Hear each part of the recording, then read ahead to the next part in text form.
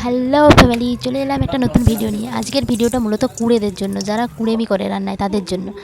তো তেল গরম করে এর মধ্যে দুটো শুকনো লঙ্কা আর দুটো কাঁচা লঙ্কা দিয়ে দিলাম। এরপর এর মধ্যে দিয়ে দিলাম পাঁচফোড়ন দেওয়ার পর খুব ভালো করে এটা ভেজে নিতে হবে। এরপর দিয়ে দিলাম পটল আর আলু দেওয়ার পর এটা খুব পটল আর আলুকে আলাদা করে না ভেজে এই তেলের ওপরেই ভালো করে ভেজে নিতে হবে।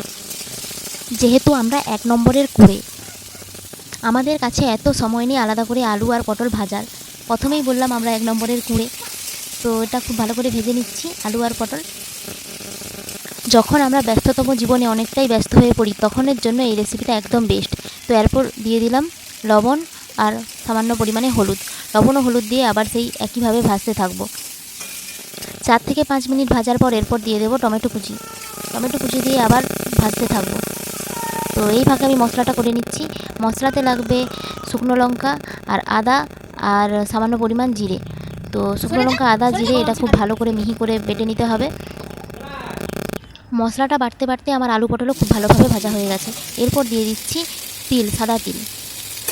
সাদা তিলটা দেওয়ার পর আবার কিছুক্ষণ ধরে ভাজবো। আবার কিছুক্ষণ ভাজার পরে দিয়ে দেবো মশলাতে আছে আদা, জিরে ও শুকনো লঙ্কা বাটা। তো মশলা দেওয়ার পর এবার খুব ভালোভাবে কষিয়ে নেব। তো আমি খুব ভালো করে মশলাটা কষিয়ে নিচ্ছি আলু ও পটলের সাথে। এরপর দিয়ে দিচ্ছি সামান্য পরিমাণ জল দিয়ে আবার খুব ভালোভাবে কষিয়ে নেব। জল দিয়ে কষাতে পটল ও আলুর রঙটা চেঞ্জ হয়ে আসছে। এরপর দিয়ে দেবো সামান্য পরিমাণ চিনি। যেহেতু নিরামিষ তরকারি, এতে অল্প চিনি দিলে টেস্টটা খুব ভালো হয়। তো আবার জল দিয়ে ফুটিয়ে নিচ্ছি। তো একদম কমপ্লিট হয়ে গেছে আলু ও পটলের তিল দিয়ে রেসিপি। নিরামিষ দিনে আপনারাও এটা ট্রাই করতে পারেন।